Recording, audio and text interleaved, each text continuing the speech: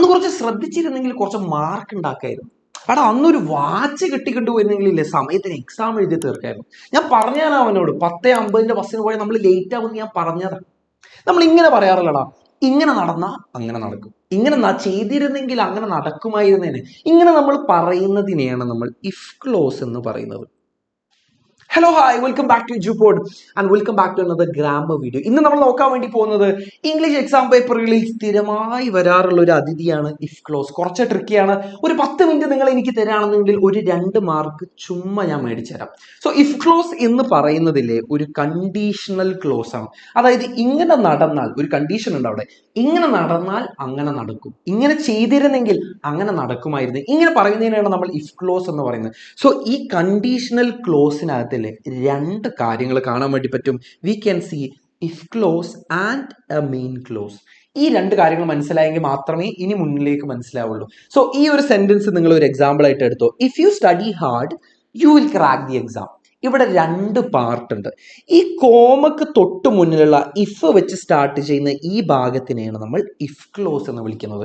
ഈ കോമ കഴിഞ്ഞിട്ടുള്ള ഈ ഒരു ഭാഗത്തിനെയാണ് നമ്മൾ മെയിൻ ക്ലോസ് എന്ന് പറയുന്നത്. ശ്രദ്ധിച്ചിരുന്നോ? ഇത് മാത്രം മനസ്സിലാക്കിയാൽ മതി. 2 പാർട്ട് ഉണ്ട് കണ്ടീഷണൽ ക്ലോസിൽ, ഇഫ് ക്ലോസും മെയിൻ ക്ലോസും. ഇഫ് വെച്ച് സ്റ്റാർട്ട് ചെയ്യുന്ന കോമക്ക് തൊട്ട് മുന്നേ ഉള്ള പാർട്ടിനെയാണ് നമ്മൾ ഇഫ് ക്ലോസ് എന്ന് വിളിക്കുന്നത്. കോമക്ക് ശേഷം വരുന്ന ഭാഗത്തിനാണ് നമ്മൾ മെയിൻ ക്ലോസ് എന്ന് വിളിക്കുന്നത്. ഈ ഇഫ് ക്ലോസ് നിങ്ങളോട് ചോദിച്ചു കഴിഞ്ഞാൽ ആരും നിങ്ങളുടെ ഒരു മാർക്കും എടുത്തു കൊണ്ടുപോകാൻ പോകുന്നില്ല. കാരണം 3 ടൈപ്പേ ഉള്ളൂ. ഈ 3 ടൈപ്പ് നമ്മൾ മാസ്റ്റർ ചെയ്ത് കഴിഞ്ഞാൽ ഇഫ് ക്ലോസ് സെറ്റ് ആണ്. സോ 3 ടൈപ്പ് നിങ്ങൾക്ക് തന്നെ മനസ്സിലാവും അതിൽ എന്താണ് വ്യത്യാസം വരുന്നത്. ഈ 3 സെന്റൻസ് നോക്കിയോ. If you study hard you will crack the exam. If you studied hard you would crack the exam. If you had studied hard you would have crack the exam. 3 സെന്റൻസിൽ വരുന്ന മാറ്റം എന്താ? ഇവിടെ നമ്മൾ ഇഫ് ക്ലോസിൽ വരുന്നത് കണ്ടോ. If ക്ലോസിൽ ഇവിടെ V1 ആണ് വന്നത്, പിന്നെ വന്നത് V2 ആണ്, മൂന്നാമതായിട്ട് വന്നതിലെ ഹാഡ് പ്ലസ് V3 ആണ്. സോ ഇതാണ് 3 ടൈപ്പ് എന്ന് പറയുന്നത്. നമ്മുടെ ഇഫ് ക്ലോസിൽ V1 വന്നു കഴിഞ്ഞാൽ മെയിൻ ക്ലോസിൽ എന്ത് മാറ്റം വരും? ഇഫ് ക്ലോസിൽ V2 വന്നു കഴിഞ്ഞാൽ മെയിൻ ക്ലോസിൽ എന്ത് മാറ്റം വരും? ഇഫ് ക്ലോസിൽ ഹാഡ് പ്ലസ് V3 വന്നു കഴിഞ്ഞാൽ മെയിൻ ക്ലോസിൽ എന്ത് മാറ്റം വരും? ഇത് മാത്രം നമ്മൾ പഠിച്ചാൽ മതി. ഒന്നാമത്തെ ടൈപ്പ് എന്ന് പറയുന്നത് നമ്മുടെ ഇഫ് ക്ലോസിൽ V1 വന്നു കഴിഞ്ഞാൽ എന്ത് ചെയ്യണം. സോ ഇഫ് ക്ലോസിൽ ഇവിടെ ഒരു എക്സാമ്പിൾ നോക്കുക. If you ask for A coffee you can get it. നീ ഒരു കോഫി ചോദിച്ചാൽ നിനക്കത് കിട്ടും. ഇവിടെ നിങ്ങൾ ശ്രദ്ധിച്ചോ, ഇവിടെ നമ്മൾ ഇഫ് ക്ലോസിൽ നമ്മൾ യൂസ് ചെയ്തിരിക്കുന്ന വെർബ് എന്ന് പറയുന്നത് V1 ആണ്. അങ്ങനെയാണെന്നുണ്ടെങ്കിൽ നമ്മൾ മെയിൻ ക്ലോസിൽ യൂസ് ചെയ്യേണ്ട ഓക്സിലറി വെർബ് എന്ന് പറയുന്നത് വില്ല്, ക്യാന്, ഷോള്, മേ. ഈ 4 ഏതെങ്കിലും ഒന്നായിരിക്കണം. സിമ്പിൾ അല്ലേ? ഇത്രയും മാത്രം മനസ്സിലാക്കി. സോറി, അതിന്റെ കൂടെ ഒരു കാര്യം കൂടെ ശ്രദ്ധിക്കണം. ഈ ഓക്സിലറി വെർബ് കഴിഞ്ഞതിന് ശേഷം നമ്മൾ യൂസ് ചെയ്യേണ്ട വെർബ് എന്ന് പറയുന്നത് V1 ആയിരിക്കണം. ഇവിടെ നിങ്ങൾ ശ്രദ്ധിച്ചോ, ക്യാൻ ആണ് ഞാൻ യൂസ് ചെയ്തത്, അതിന് ശേഷം വരുന്ന വെർബ് V1 ഇത്രയും ശ്രദ്ധിച്ചാൽ മതി. ചിലപ്പോൾ നമ്മളോട് ചോദിക്കുന്നതില്ലേ, ഈ മെയിൻ ക്ലോസ് തന്നിട്ട് അതിന്റെ ഇഫ് ക്ലോസ് എന്തായിരിക്കും എന്നായിരിക്കും നമ്മളോട് ചോദിക്കുന്നത്. സോ ഇങ്ങനെ കിട്ടിക്കഴിഞ്ഞാൽ ഇത്രയും ഭാഗമാണ് നമുക്ക് കിട്ടിയതെന്നുണ്ടെങ്കിൽ അതിന്റെ ഇഫ് ക്ലോസിൽ വരുന്ന വെർബ് എന്തായിരിക്കും? ഓൾവേസ് V1 ഇവിടെ വേറൊരു എക്സാമ്പിൾ നോക്കിക്കോ. ഇഫ് യു വർക്ക് ഹാർഡ്, നീ നല്ലപോലെ പണിയെടുത്താൽ, ലെറ്റ്സ് സേ നമുക്ക് പറയാം നിനക്ക് ഒരു പ്രൊമോഷൻ കിട്ടും എന്ന് നമുക്ക് പറയാം. അങ്ങനെയാണെന്നെങ്കിൽ if you work hard you, നമുക്ക് ഇവിടുത്തെ ഈ 4 ഏതെങ്കിലും വേണമെങ്കിൽ നമുക്ക് യൂസ് ചെയ്യാം. നമുക്ക് മേ യൂസ് ചെയ്യാം.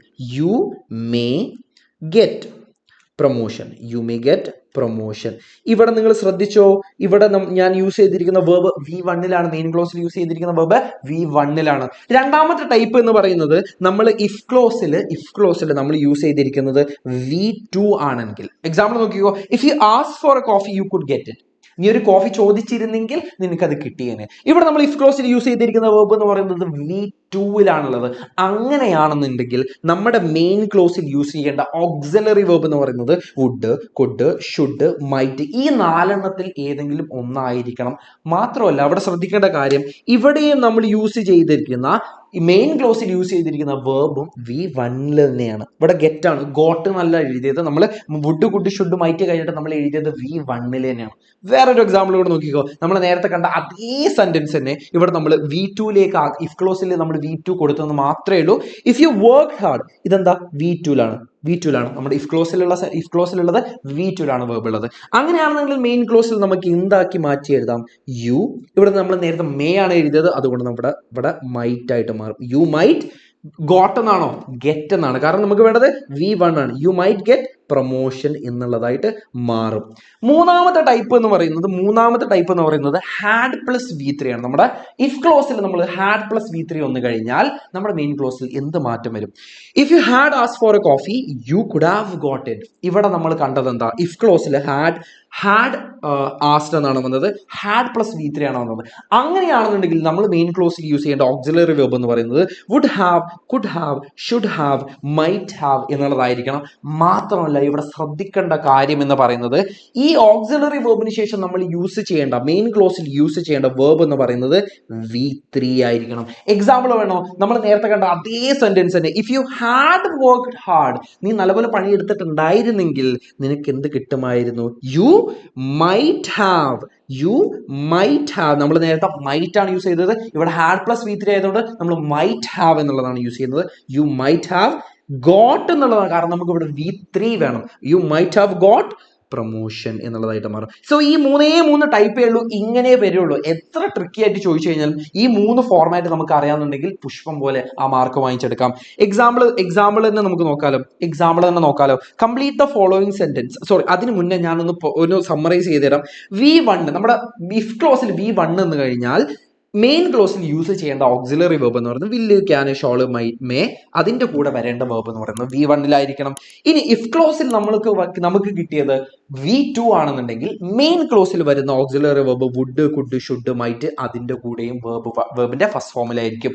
ഇനി നമുക്ക് ഇഫ് ക്ലോസിൽ നമുക്ക് കിട്ടിയത് ഹാഡ് പ്ലസ് V3 ആണെന്നുണ്ടെങ്കിൽ അവിടെ നമ്മൾ മെയിൻ ക്ലോസിൽ യൂസ് ചെയ്യേണ്ട auxiliary verb would have, could have, should have, might have അതിന്റെ കൂടെ യൂസ് ചെയ്യേണ്ട വെർബ് എന്ന് പറയുന്നത് V3 ആണ്. സോ ഇത്രയും കാര്യങ്ങൾ നമുക്ക് എക്സാമ്പിളോടെ നമുക്ക് കഴിഞ്ഞ വർഷങ്ങളിൽ ചോദിച്ചിട്ടുള്ള ചോദ്യങ്ങളിൽ നിന്ന് തന്നെ നമുക്ക് പഠിക്കാം. സോ ഒന്നാമത്തെ ക്വസ്റ്റ്യൻ നോക്കിക്കോ. Complete the following passage with right form of the verbs given in bracket. If United Nations dash stop the war between two countries beforehand, so many children and the old would not have suffered from hunger and cold. ശ്രദ്ധിച്ചോ, ഇവിടെ ഒരു comma ശ്രദ്ധിച്ചോ. ഈ കോമയ്ക്ക് ശേഷം നമ്മൾ എന്താ കണ്ടത്? Would have കണ്ടു. അതായത് അതിന്റെ അർത്ഥം മൂന്നാമത്തെ ഫോമിലാണ് അതിരിക്കുന്നത്. മൂന്നാമത്തെ ഫോമായത് ഹാഡ് പ്ലസ് V3 ഉള്ളത്. മൂന്നാമത്തെ ഫോമിലാണ്. അങ്ങനെയാണെന്നുണ്ടെങ്കിൽ ഇവിടെ നമുക്ക് കിട്ടിയത് മെയിൻ ക്ലോസ് ആണ്. അങ്ങനെയാണെന്നുണ്ടെങ്കിൽ ഇഫ് ക്ലോസിൽ എന്തായിരിക്കും വരേണ്ടത്? അവിടെ ഹാഡ് പ്ലസ് V3 അല്ലേ വരേണ്ടത്. അങ്ങനെയാണെങ്കിൽ ഇവിടെ എന്ത് വരും? ഹാഡ് സ്റ്റോപ്ഡ് എന്നുള്ളതായിട്ട് മാറും. രണ്ടാമത്തെ സെന്റൻസ് നോക്കിയോ. If the situation continues the same too many lives dash lose എന്നുള്ളതാണ്. ഇവിടെ നമുക്കില്ലേ ഇഫ് ക്ലോസിൽ കിട്ടിയിരിക്കുന്നത് V1 കണ്ടിന്യൂസ് V1 അങ്ങനെയാണെന്നുണ്ടെങ്കിൽ നമ്മൾ യൂസ് ചെയ്യേണ്ട ഓക്സിലറി വെർബ് എന്തായിരുന്നു? വില്ല്, ക്യാന്, ഷോള്, മേ അല്ലേ. നമുക്ക് വില്ല് യൂസ് ചെയ്യാലോ. വിൽ ലൂസ് എന്നുള്ളതായിട്ട് മാറും. സിമ്പിൾ അല്ലേ? അടുത്തൊരു ക്വസ്റ്റ്യൻ നോക്കിയോ. ഇതും കഴിഞ്ഞ വർഷം ചോദിച്ചിട്ടുള്ളതാണ്. Exam is fast approaching and you will confident but you come to know that your friend is in despair and may skip the exam. നിങ്ങൾ എക്സാം എഴുതാൻ വേണ്ടി പോകണം, നിങ്ങൾ കോൺഫിഡന്റ് ആണ്, പക്ഷെ നിങ്ങൾ അറിഞ്ഞു നിങ്ങളുടെ ഫ്രണ്ട് അത്ര കോൺഫിഡന്റ് അല്ല, അവൻ ചിലപ്പോൾ എക്സാം സ്കിപ്പ് ചെയ്യാനുള്ള ചാൻസ് ഉണ്ട്. As a true friend you wish to help him with good advice. Prepare 2 pieces of advice using the expressions given to help him solve this problem. അവൻ exam എഴുതാൻ വലിയ confidence ഒന്നുമില്ല. ഒരു നല്ല സുഹൃത്ത് എന്നുള്ളതിൽ 2 ഉപദേശം കൊടുക്കാനാണ് ഇവിടെ പറയുന്നത്. സോ നോക്കിക്കോ, ഇവിടെ കൊടുത്തിട്ടുണ്ട് if you work hard dash. ഇവിടെ ഇഫ് ക്ലോസ് ആണ് ചോദിച്ചിരിക്കുന്നത്. ഇവിടെ ശ്രദ്ധിക്കേണ്ട കാര്യം ഇഫ് ക്ലോസിൽ കിട്ടിയിരിക്കുന്നത് നമുക്ക് V1 ആണ്. അതുകൊണ്ട് തന്നെ നമ്മൾ യൂസ് ചെയ്യേണ്ട ഓക്സിലറി വെർബ് എന്തായിരിക്കണം? മേ, വില്ല്, ക്യാന്, ഷോൾ ആയിരിക്കണം. ഇവിടെ നമുക്ക് എന്ത് യൂസ് ചെയ്യാം? നീ നല്ലപോലെ പണിയെടുത്താൽ നിനക്ക് നല്ല മാർക്ക് കിട്ടുമെന്ന് എഴുതാല്ലേ. So you can score well, നിനക്ക് നല്ല പോലെ മാർക്ക് വാങ്ങിക്കാൻ പറ്റുമെന്ന് എഴുതാം. ഇഫ് ഐ വെർ യു, നിന്റെ സ്ഥാനത്ത് ഞാനായിരുന്നെങ്കിൽ എന്നാണ്. ഇഫ് ഐ വെർ യു എന്താണ്? ഞാൻ ഒരിക്കലും ഈ എക്സാം സ്കിപ്പ് ചെയ്യില്ല എന്ന് പറയാം. സോ വേർ എന്നുള്ളത് എന്താണ്? V2 അപ്പൊ നമ്മൾ യൂസ് ചെയ്യേണ്ട ഓക്സിലറി വെർബ്, മെയിൻ ക്ലോസിൽ യൂസ് ചെയ്യേണ്ട ഓക്സിലറി വെർബ് എന്തായിരിക്കണം? Will, would, should, could, might ആയിരിക്കണം. ഇവിടെ നമുക്ക് എന്ത് ചെയ്താം? I would not skip. V1 കാരണം എന്താ? ഇത് V2 നമ്മുടെ സെക്കൻഡ് ഫോമിലാണ്. നമ്മുടെ യൂസ് ചെയ്ത ഓക്സിലറി വെർബിന് ശേഷം നമ്മൾ V1 സ്കിപ്പ് ദി എക്സാം എന്നുള്ളതായിട്ട് മാറും. ഒരു ചോദ്യം കൂടെ നോക്കിയിട്ട് നമുക്കിത് റാപ്പ് ചെയ്യാം. If you invite her she വില്ലാണോ വുഡാണോ എന്നാണ് നമ്മളോട് ചോദിച്ചിരിക്കുന്നത്. ഇവിടെ ഇൻവൈറ്റ് എന്ന് പറയുന്നത് V1 അതുകൊണ്ട് നമ്മൾ യൂസ് ചെയ്യേണ്ട ഓക്സിലറി വെർബും എന്തായിരിക്കണം? വില്ല്, ഷോള്, ക്യാന് അല്ലെങ്കിൽ മേ ആയിരിക്കണം. അതുകൊണ്ട് ഇവിടെ എന്ത് വരണം? ഷീ വിൽ കം എന്നുള്ളതായിട്ട് മാറും. സോ ഇത്രയേ ഉള്ളൂ ഇഫ് ക്ലോസ് എന്ന് പറയുന്നത്. ഈ ഒരു 10 മിനിറ്റ് നിങ്ങൾ ശ്രദ്ധിച്ചിരുന്നെങ്കിൽ നിങ്ങൾക്ക് ഈസി ആയിട്ട് 2 മാർക്ക് പോകില്ല. ട്രിക്കി ആയിട്ട് ചിലപ്പോൾ ഒരു വാക്കൊക്കെ തെറ്റിച്ചു കഴിഞ്ഞാൽ മാർക്ക് പോകാറുള്ള ഒരു ചോദ്യമാണ് ഇഫ് ക്ലോസ് എന്ന് പറയുന്നത്. സോ ഇപ്പൊ നിങ്ങൾക്ക് അത് ക്രിസ്റ്റൽ ക്ലിയർ ആയിട്ടുണ്ടെന്ന് ഞാൻ പ്രതീക്ഷിക്കുകയാണ്. All the very best. Signing off. Thank U.